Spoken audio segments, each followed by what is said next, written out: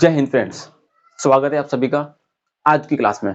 दोस्तों, हमने अब तक अ, निम्न अभिक्रियाशील वाले, मध्यम अभिक्रियाशील वाले धातुओं को निष्कर्षण के बारे में पढ़ लिया था। अब अपन आज पढ़ेंगे उच्च अभिक्रियाशील वाली धातुओं का जो निष्कर्षण होता है वो किस प्रकार किया जाता है। ठीक है, मैंने आपको उदाहरण बताए थे कि उच्च अभिक्रियाशील क्या आता है, sodium, potassium, calcium, magnesium, aluminium. ठीक है, ये 5 उदाहरण मैंने बताए थे। Sodium, potassium, calcium, magnesium, aluminium. निम्न वाले उदाहरण है जो निम्न अभिक्रियाशील वाले हैं, गोल्ड, प्लेटिनम, सिल्वर, कॉपर। ठीक है, गोल्ड, प्लेटिनम, सिल्वर, कॉपर। एक और जुड़ गया था, उसमें था मैग्नीशियम। ठीक है, वो manganese, sold, sorry mercury. Gold, platinum, silver, copper और मरकरी। 5 थे, गोल्ड, प्लेटिनम, सिल्वर, कॉपर और मरकरी। ठीक है, मध्यम अभिक्रियाशील वाले थे जिंक, आयरन और लेड। ठीक है, जिंक, आयरन और लेड। ठीक है, अब उच्च अभिक्रियाशील में है sodium, potassium, calcium, magnesium, aluminium. ठीक है, ये इसके 5 उदाहरण है, sodium, potassium, calcium, magnesium, aluminium. ठीक है, अब देखिए विद्युत जो अपघटनी परिष्करण यहाँ पर लिख रखा है मैंने कि भाई विद्युत अपघटनी परिष्करण द्वारा, अपचयन द्वारा, मतलब उसका क्या करेंगे, विद्युत अपघटन द्वारा उसका परिष्करण करेंगे और फिर उसका अपचयन के द्वारा क्या करेंगे, उसको धातु को अपन प्राप्त करेंगे। ठीक है, धातु का निष्कर्षण। देखिए दोस्तों, धातु को निष्कर्षण मैंने बता दिया था कि भाई धातु का निष्कर्षण का मतलब होता है धातु को अपन कैसे प्राप्त किया जाता है। ठीक है, उसकी प्योर फॉर्म में, किस उसके अंदर ताकि कोई मिलावट ना हो, शुद्ध रूप में उसको कैसे प्राप्त किया जाता है। ठीक है, देखिए विद्युत अपघटनी परिष्करण द्वारा उसका अपचयन करेंगे। ठीक है, विद्युत अपघटनी परिष्करण का मतलब क्या होता है दोस्तों, अपन क्या करेंगे, जो भी अपने पास पदार्थ है, ठीक है, उसको अपन क्या करेंगे, उसको अपन गलित अवस्था में लेंगे। ठीक है, पानी मिला देंगे उसके अंदर, मतलब एक जैसे कोई बड़ा सा कंटेनर लेंगे, उसके अंदर अपन क्या डाल देंगे, पानी। ठीक है, और उसके अपन 2 इलेक्ट्रोड डाल देंगे। क्या डाल देंगे दोस्तों, 2 इलेक्ट्रोड। ठीक है, ठीक है, दोनों को जोड़ देंगे अपन बैटरी से।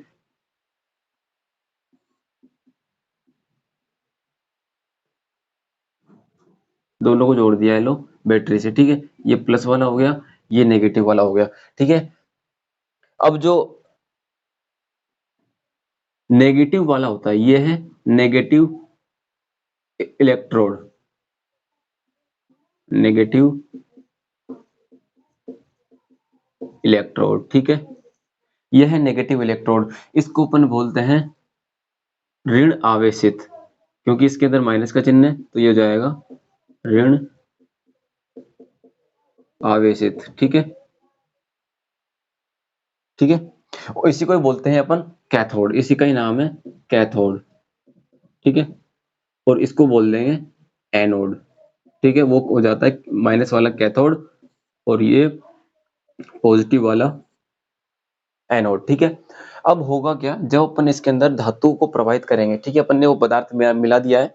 ठीक है, अब एनोड की तरफ क्या होगा, वो धातु एनोड पर चिपक जाएगा। इलेक्ट्रोड का मतलब होता है धातु की रोड। ठीक है, ये धातु की 2 रोड है, तो ये क्या होगा कि भाई एनोड की तरफ क्या हो जाएगा, वो धातु अट्रैक्ट हो जाएगा। ठीक है, आकर्षित हो जाएगा, और जो दूसरा जो भी गंदगी वगैरह मिली हुई है वो क्या हो जाएगा, इलेक्ट्रोड कौन सा वाला, कैथोड की तरफ, वो कैथोड की तरफ निकल जाएगा। अगर गैस है तो वो गैस की फॉर्म में बाहर निकल जाएगा, किधर की साइड से, कैथोड की साइड से। ठीक है, अगर उसके अंदर कुछ अशुद्धियां मिली हुई है तो वो इधर की तरफ आकर बैठ जाएगी यहाँ पर। ठीक है, यहाँ पर कुछ अशुद्ध, जो भी अशुद्धियां उसके अंदर मिली होती है, गैंग वगैरह जो भी अपन ने मैंने बताया था कि भाई, तो वो उधर यहाँ पर तली में आके बैठ जाएगी। ठीक है, अब अपन इसका देखते हैं उदाहरण। देखिए विद्युत अपघटनी मतलब उसको विद्युत के द्वारा अपन परिष्करण करेंगे और उसके अंदर क्या होगा, अपचयन विधि का प्रयोग हुआ। लेकिन अपन ने इससे पहले पिछली वीडियो में मैंने बताया था कि भाई जो अपचयन जो विधि थी, मतलब क्या बोलते हैं, जिसमें जो उच्च अभिक्रियाशील वाला जो धातु था वो निम्न अभिक्रियाशील वाले धातु को क्या कर रहा था, विक्षेपित, मतलब उसको अपनी जगह से हटा करके उसकी जगह कौन ले लेता था, उच्च अभिक्रियाशील वाले धातु। ठीक है, उसके अंदर क्या हो रहा था कि भाई अपचयन विधि का प्रयोग हो रहा था, लेकिन वो पूर्ण रूप से अपन को शुद्ध धातु प्राप्त नहीं होता है। उस विधि के द्वारा हमें जो है शुद्ध धातु प्राप्त नहीं होता, इस वजह से अपन क्या करेंगे, विद्युत अपघटनी परिष्करण करेंगे। ठीक है, अब अब विद्युत अपघटनीय परिष्करण से क्या होगा कि भाई जो धातु हमें प्राप्त होगा वो एकदम शुद्ध होगा, कोई भी उसके अंदर गैंग वगैरह ना, कोई उसके अंदर कोई दूसरा धातु मिला हुआ होगा। अपने को कैसा प्राप्त होगा, एकदम शुद्ध धातु प्राप्त होगा। ठीक है, अब देखिए अपन एक उदाहरण मैं यहाँ पे लिया है कि भाई मैं किसी धातु का क्लोराइड लिया है, मतलब कोई सोडियम क्लोराइड हो सकता है, मैग्नीशियम क्लोराइड हो सकता है, या कोई भी क्लोराइड हो सकता है। ठीक है, तो मैं क्या करूंगा, धातु कोई सा भी अपन जनरल बात कर रहे हैं कि धातु क्लोराइड मैंने लिया उसका मैं करूंगा विद्युत अपघटन। जैसे अपन ने जो जो भी अपन क्लोराइड लेंगे उसको अपन इसके अंदर पानी के अंदर मिला देंगे और अपन ऐसे 2 इलेक्ट्रोड वहां पे उसके अंदर डाल देंगे। ठीक है, उसको जोड़ देंगे विद्युत से। अब देखिए होगा क्या कि जो कैथोड होता है वो कौन सा होता है, ऋण आवेशित। ठीक है, कैथोड होता है ऋण आवेशित। कैथोड पर क्या होगा, धातु निक्षेपित हो जाएगा। धातु निक्षेपित का मतलब होता है धातु कैथोड के ऊपर जाकर चिपक जाएगा। ठीक है, जो प्योर धातु होगा वो कहां पर चिपक जाएगा, कैथोड के ऊपर। ठीक है, कहां पर चिपक जाएगा, कैथोड के ऊपर। और जो दूसरा धातु है, ठीक है, जो भी अपन गैस है या फिर कोई दूसरा धातु है, जो भी एस मिला हुआ है उसके अंदर, तो वो कहां पर चिपक जाएगा, एनोड पर। और ये होता है पॉजिटिव आवेशित, ये होता है पॉजिटिव आवेशित। ठीक है, अब मान के चलिए कि भाई मैंने लिया है सोडियम क्लोराइड। ठीक है, मैंने लिया है NaCl, सोडियम क्लोराइड लिया है। मुझे इसमें से मान के चलिए सोडियम को प्राप्त करना है। ठीक है, एग्जांपल लेते हैं, सोडियम धातु है, क्लोरीन गैस होती है, आपको वो पता है, सोडियम धातु है और क्लोरीन गैस है। ठीक है, अब होगा क्या, धातु को अपना करना है अष्टक पूरा। ठीक है, इसलिए क्या करेगा, क्लोरीन से बंध बनाएगा, मतलब इसको अगर अलग होना है तो अष्टक पूरा करना पड़ेगा। इन दोनों को अष्टक पूरा नहीं है, तभी इन दोनों ने एक दूसरे से बंध बना लिया है और अपना अपना अष्टक पूरा करके एक अणु का रूप ले लिया है। ठीक है, अब यहाँ पर क्या होगा, इसको एक चाहिए इलेक्ट्रॉन। ठीक है, वो क्या होगा, इसको चाहिए एक इलेक्ट्रॉन। तो होगा क्या कि जब अपन इसको विद्युत देंगे तो ये एक इलेक्ट्रॉन प्राप्त कर लेगा और ये सिंपल अलग फॉर्म में क्या हो जाएगा, अष्टक पूरा करके अलग हो जाएगा, सोडियम अलग हो जाएगा। ठीक है, वैसे ही जो एनोड होगा क्लोरीन गैस मुक्त करेगा। क्यों, क्योंकि इसको जो है एक किसकी जरूरत पड़ेगी, एक इलेक्ट्रॉन की जरूरत पड़ेगी। देखिए दोस्तों, सोडियम जो होता है, ठीक है, सोडियम को क्या होगा कि भाई ये जो है ना एक इलेक्ट्रॉन देगा। इधर समझिए, मैं आपको समझा देता हूं, NaCl ये क्या करेगा, एक इलेक्ट्रॉन देगा। ठीक है, ठीक है, ये क्या करेगा, एक इलेक्ट्रॉन देगा और ये इलेक्ट्रॉन लेगा। ठीक है, ये इलेक्ट्रॉन लेगा। ठीक है, अभी होगा क्या कि भाई जब अपन इसका विद्युत अपघटनीय परिष्करण करेंगे तो ये क्या करेगा, एक इलेक्ट्रॉन लेकर के अलग हो जाएगा, मतलब ओ सॉरी, एक इलेक्ट्रॉन देकर के अलग हो जाएगा और ये एक इलेक्ट्रॉन लेकर के अलग हो जाएगा। ठीक है, ये यहाँ पर कहां पर चिपक जाएगा, कैथोड पर। क्लोरीन गैस कहां पर आ जाएगी, कैथोड पर। और जो सोडियम है वो कहां आ जाएगा, एनोड पर। ठीक है, अब देखिए कैथोड पर आया है अपना धातु निक्षेपित, मतलब वहां पर क्या चिपक गया, सोडियम। ठीक है, यहां पर चला जाएगा क्लोरीन। ठीक है, सोडियम ने क्या किया, एक इलेक्ट्रॉन देकर के अपना अष्टक पूरा कर लिया और अष्टक पूरा करने के बाद में ये स्वतंत्र हो गया और यह कहां पर जाके चिपक गया, एनोड के ऊपर। क्लोरीन क्या हुआ, क्लोरीन ने एक इलेक्ट्रॉन ले लिया और ये कहां पर जाके चिपक गई, क्लोरीन पर। अभी चूंकि गैस होती है, अष्टक पूरा होने के कारण ये हल्की हो जाएगी और ये कैथोड की तरफ से बाहर निकल जाएगी। ठीक है, अब मान के चलिए इसके अंदर कुछ ना कुछ गैंग है। ठीक है, यहां तक समझ में आया। अगर किसी को समझ में नहीं आया तो दोबारा कमेंट कर सकता है, मैं इसको अच्छे से और समझा दूंगा थोड़ा सा और। ठीक है, अगर किसी को कोई डाउट रह गया है तो क्या होगा, सिंपल से एक और बात मैं बता देता हूँ कि यहाँ पर दो अपन ने उदाहरण लिए हैं NaCl का। ठीक है, Na अलग है, Cl अलग है। Na क्या होगा, Na प्लस होगा और Cl माइनस होगा। प्लस मतलब होता है देने वाला और माइनस का मतलब होता है लेने वाला। दोस्तों जब ये वैलेंसी पढ़ाऊंगा मैं, तब अगला चैप्टर जो आएगा इलेक्ट्रॉनिक विन्यास, उसके अंदर मैं बताऊंगा कि भाई माइनस क्या होगा, प्लस क्या होगा। ठीक है, अभी समझ लीजिए कि जहां पर प्लस लगता है वो देने वाला होता है और जहां पर माइनस लगता है वो लेने वाला होता है। ये क्या करेगा, इलेक्ट्रॉन दे करके अपना अष्टक पूरा कर लेगा और ये स्वतंत्र हो जाएगा। इधर क्लोरीन क्या करेगा, ये इलेक्ट्रॉन लेकर के स्वतंत्र हो जाएगा और ये अपना अष्टक पूरा कर लेगा, ठीक है। और स्वतंत्र होने के कारण मैंने बताया था कि कैथोड पर कौन चला जाएगा, धातु। जो भी धातु होगा, सोडियम धातु है तो कैथोड पर चला गया। ओ सॉरी, इधर क्या है, क्या उल्टा हो गया, कोई दिक्कत नहीं। इसको देखिए, जो Na है वो इधर कहां पर चला जाएगा, कैथोड के ऊपर, और एनोड के ऊपर कौन चला जाएगा, क्लोरीन गैस, ठीक है। जो भी गैस है वो इधर चली जाएगी। अब देखिए, इधर तो केवल धातु आ गया कैथोड पर, ठीक है, एनोड पर आ गया क्लोरीन गैस, ठीक है। अब मान के चलिए इसके अंदर कुछ ना कुछ ऐसी चीजें हैं जैसे मिट्टी की कण है या कोई भी ऐसी अशुद्धियां हैं। अब अशुद्धि क्या होगा, अशुद्धि बैठ जाएगी इधर, ठीक है।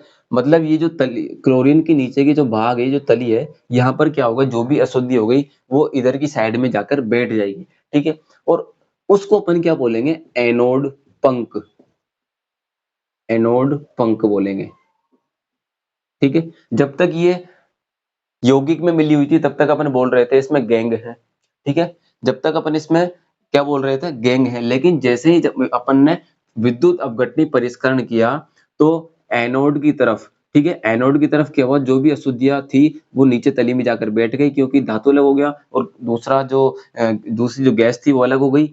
अब गंदगी कहाँ बैठ जाएगी, नीचे, और उसको अपन क्या बोल देंगे, एनोड पंख, क्या बोल देंगे, एनोड पंख, ठीक है। अशुद्धियां जब नीचे बैठ जाती है तो उसको अपन बोलते हैं एनोड पंख, ठीक है। यहाँ तक क्लियर। अब देखिए, अब क्लोरीन गैस यहाँ से अपन क्या करेंगे, धातु इसको बाहर निकाल करके इलेक्ट्रोड को अपन वहां से धातु अलग कर लेंगे, ठीक है। अब देखिए, अयस्क से धातु का निष्कर्षण तथा उसका परिष्करण कर उपयोगी बनाने के प्रक्रम को क्या कहते हैं, धातु कर्म, ठीक है।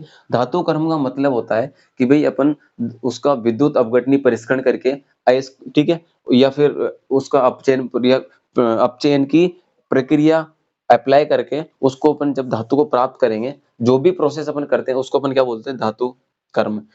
अयस्क से धातु का निष्कर्षण, धातु को प्राप्त करने के लिए जो भी उसका निष्कर्षण करेंगे तथा उसका परिष्करण कर उपयोगी बनाने के प्रक्रम को धातु कर्म कहता है, ठीक है। धातु कर्म का मतलब होता है धातु को प्राप्त करने के लिए उसके ऊपर जो भी प्रक्रम किया जाता है उसको अपन क्या कहते हैं, धातु कर्म कहते हैं, ठीक है।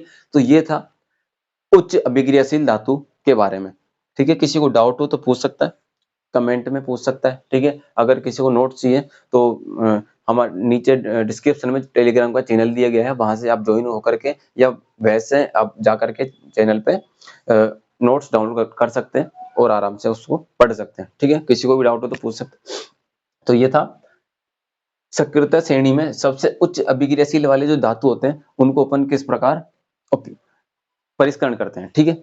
अब अपन चलते हैं आगे, ये टॉपिक हो चुका है क्लियर। अब अपन पढ़ेंगे संक्षारण के बारे में, ठीक है। आइए दोस्तों, अब अपन समझते हैं संक्षारण के बारे में, ठीक है। ये लास्ट टॉपिक है, इसके बाद में अपना चैप्टर हो जाएगा क्लियर, फिर अपन करेंगे अगले चैप्टर की शुरुआत।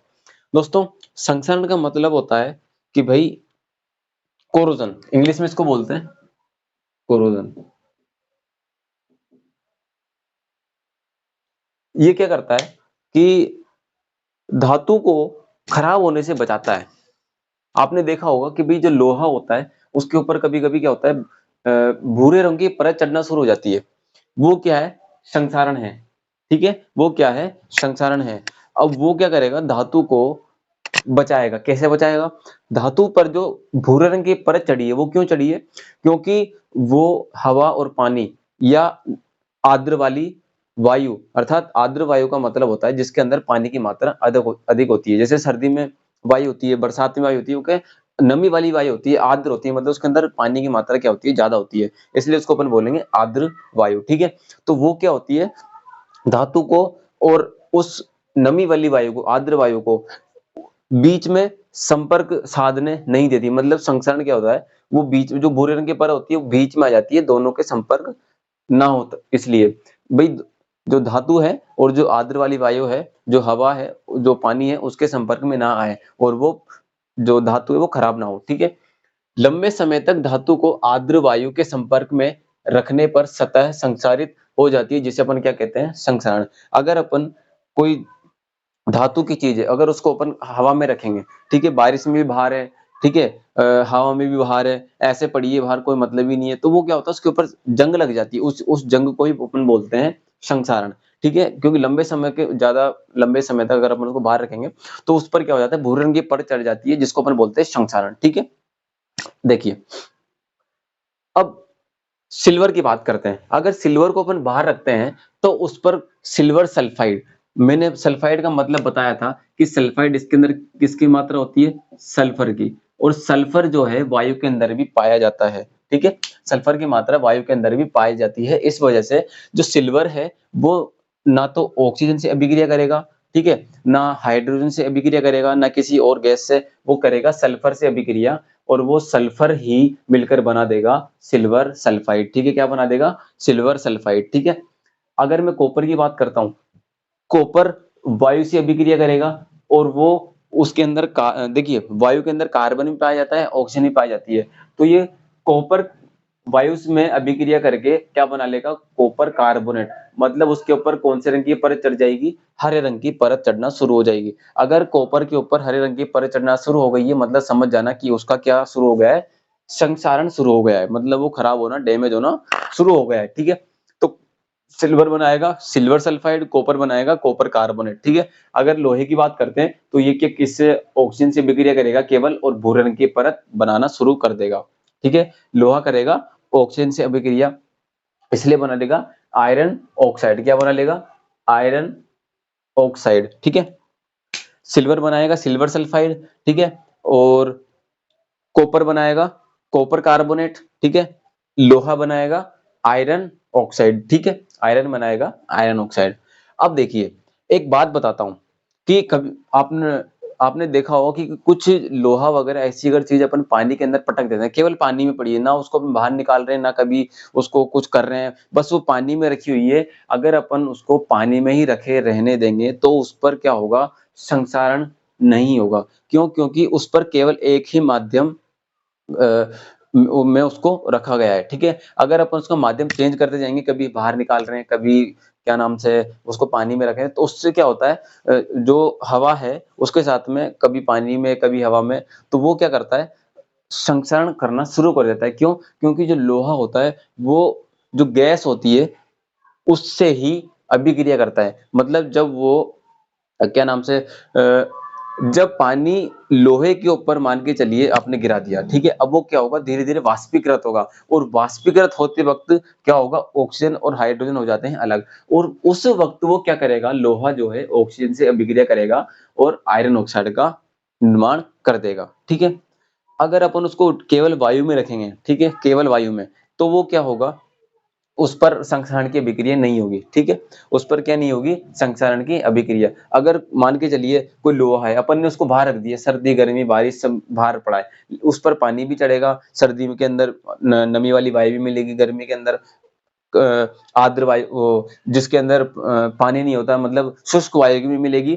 तो उससे क्या होगा कि भाई उस लोहे पर संक्षारण जल्दी काम करेगा, मतलब उस पर जो जंग जो है जल्दी लग जाएगा। ठीक है, इसलिए या तो आपको अगर लोहे को बचाना है तो क्या करना चाहिए, या तो उसके ऊपर पेंट लगा देना चाहिए, उसकी पुताई कर देनी चाहिए। जैसे अपन होता है कूलर वगैरह लाते हैं अपन, तो शुरुआत में क्या करेंगे, उस पर पुताई कर देते हैं। क्यों, ताकि वो जंग ना लगे और उस जंग के कारण वो खराब ना हो। ठीक है, कोई सा भी कलर का उस पर पेंट कर देते हैं, कोई सा भी, ऐसा कोई जरूरी नहीं है कोई स्पेशल कलर हो, बस ये ध्यान रखना है कि भाई वो ज्यादा पानी और हवा दोनों के संपर्क में ना आए। ठीक है, क्योंकि देखा होगा आपने कहीं कहीं पर जो बिल्डिंग, बड़ी बड़ी बिल्डिंगों में एक बार लगा दिया तो लगा दिया, फिर उसके ऊपर ना केयर करेंगे कोई, ना कुछ करेंगे, और वो क्या है, धीरे धीरे गलने लग जाता है। क्यों, क्योंकि उसके ऊपर संक्षारण शुरू हो जाता है और धीरे धीरे भूरे रंग की परत उसके ऊपर चढ़ना शुरू हो जाती है। ठीक है, दूसरा क्या इलाज है, दूसरा है तेल। उसके ऊपर कोई, जैसे अगर लोहे की धातु है तो उसके ऊपर ऑयल ऑयल की परत चढ़ा दो। ठीक है, ऑयल की परत चढ़ाने से उस पर क्या होगा, उसके बीच में एक परत जम जाती है, किसके बीच में, लोहे के बीच में, और जो पर्यावरण है, जो भी वायुमंडल है, उसके दोनों के बीच में एक माध्यम आ जाता है ऑयल का, जिससे वो दोनों संपर्क में नहीं आते हैं और संक्षारण की जो अभिक्रिया है नहीं होती है। तीसरा उदाहरण है यशद लेपन। यशद लेपन क्या होता है, कोई धातु की चीज है, जैसे लोहा और इस्पात, लोहे या लोहे से बनी कोई भी चीज होगी, इस्पात का मतलब होता है लोहे से बनी कोई भी चीज। ठीक है, लोहा हो गया या कोई भी लोहे से बनी हुई चीज अर्थात इस्पात, लोहे एवं इस्पात पर किसकी परत चढ़ाएंगे, जिंक की परत, उसको अपन बोलते हैं यशद लेपन। क्या होता है, लोहे एवं जिंक लोहे एवं इस्पात पर जिंक की परत चढ़ाना ही क्या कहलाता है, यशद लेपन। लोहे एवं जिंक की वो सॉरी लोहे पर जिंक की परत चढ़ाना हो गया या इस्पात पर जिंक की परत चढ़ाना हो गया, क्या कहलाता है? यसद लेपन। यसद लेपन का मतलब क्या होता है? लोहे एवं इस्पात पर जिंक की परत चढ़ाना क्या कहलाता है? यसद लेपन। ठीक है, लोहे एवं इस्पात पर जिंक की परत चढ़ाने क्या कहलाता है? यसद लेपन। ठीक है, अगला है मिश्र धातु। मिश्र धातु का मतलब होता है कि भाई मिश्र धातु, मिश्र धातु का मतलब यहाँ पर यह है कि भाई कोई भी अगर कोई अपन को धातु दिख रही है, कोई स्पेशल धातु, ठीक है, जो एक नहीं एक से अधिक धातुओं से मिलकर बनी हुई है, वो उसको अपन बोलेंगे मिश्र धातु। ठीक है, जैसे दो या दो से अधिक धातु का समांगी मिश्रण, मतलब क्या करेंगे, उसके अंदर जो भी दूसरी धातु मिलाएंगे उसके अंदर समान मात्रा में मिलाएंगे। ठीक है, और उसको अपन क्या बोलेंगे, जो मिश्रण बनेगा समांगी मिश्रण। जैसे लोहा हो गया, लोहे में जब अपन 0.05% कार्बन मिलाएंगे तो वो बन जाता है कठोर लोहा। 100% जब लोहा अपन देखेंगे तो वो क्या होता है, नरम होता है। ठीक है, वो कठोर नहीं होता, जितना अपन देख पाते हैं वो कठोर नहीं होगा, वो क्या होगा, नरम होगा। और जब अपन उसके अंदर 0.05% क्या मिला देंगे, कार्बन, तो वो क्या हो जाता है, कठोर हो जाता है, एकदम मजबूत हो जाता है लोहा, जैसे अपन देखते हैं। ठीक है, 100% लोहा क्या होगा, नरम होगा, और जब अपन उसके अंदर 0.05% कार्बन मिलाएंगे तो वो कठोर हो जाता है। ठीक है, लोहे में अगर अपन निकिल और क्रोमियम मिला देता है तो वो स्टेनलेस स्टील, आपने सुना होगा कि भाई ये तो स्टेनलेस स्टील है। स्टेनलेस स्टील का मतलब होता है उसके ऊपर जंग नहीं लगती है। जो हमारी पटरियां होती है वो भी स्टेनलेस स्टील की होती है ताकि वो जंग ना लगे उसके ऊपर। ठीक है, लोहे में क्या क्या मिलाएंगे, नए निकिल और क्रोमियम दोनों मिलाने से, अगर अपन लोहे में 0.05% कार्बन मिला रहे हैं तो कठोर लोहा हो जाएगा। लोहे में अगर निकिल और क्रोमियम मिला रहे हैं तो स्टेनलेस स्टील बन जाएगा। ठीक है, अगर Au मतलब होता है गोल्ड, अगर गोल्ड में अपन 2 कैरेट तांबा या चांदी मिलाएंगे तो आभूषण बन जाएगा। मतलब जो 24 कैरेट सोना होता है दोस्तों वो एकदम नरम होता है, उसका अपन ना आभूषण बना सकते हैं, ना कोई ऐसी पहनने का कोई हार वगैरह, कोई भी जो भी लड़कियां पहनती है वो कुछ भी नहीं बनता है उसके, जब तक अपन 2 कैरेट तांबा या फिर 2 कैरेट चांदी नहीं मिला देंगे तब तक अपन आभूषण उससे नहीं बना सकते हैं, उसको आकार में किसी भी आकार में नहीं दे सकते, फिर वो अपन को ऐसे ही गले में उतार के ऐसे पहनना पड़ेगा। ठीक है, क्या होगा, गोल्ड में अगर अपन 2 कैरेट तांबा मिला दें, चांदी मिला दें, कुछ भी मिला सकते हैं।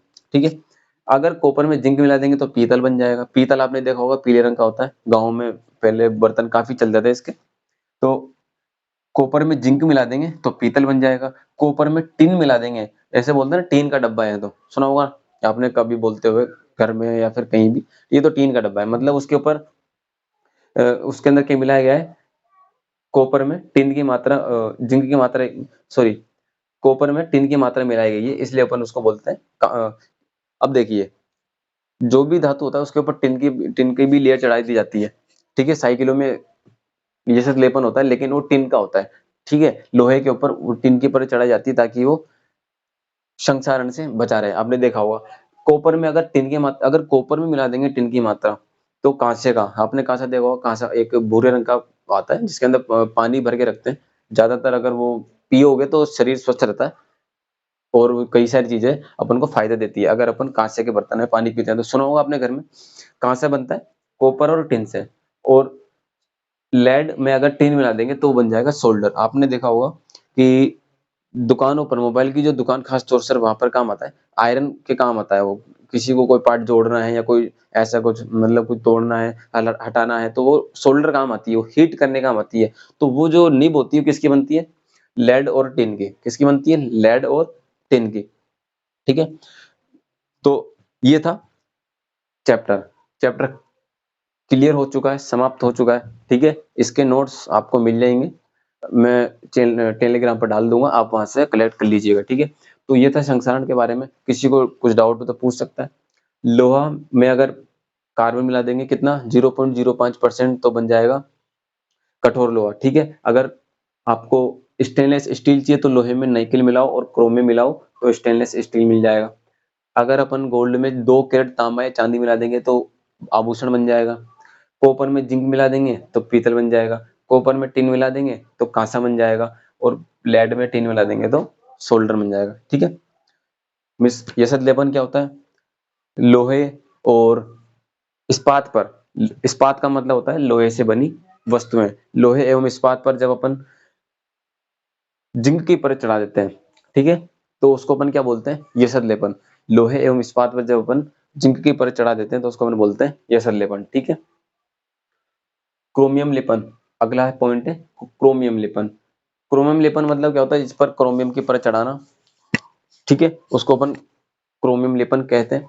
एनोडीकरण, एनोडीकरण, ठीक है, एनोडीकरण में बता चुका हूं पहले, आप देख लीजिएगा, ठीक है। तो ये था कि भाई संक्षारण क्या होता है, उसकी बचाव कैसे करते हैं। चैप्टर खत्म, अपन मिलेंगे अगली वीडियो में नए चैप्टर के साथ में, ठीक है। कार्बन और उसके यौगिक, ठीक है, कार्बन और उसके यौगिक।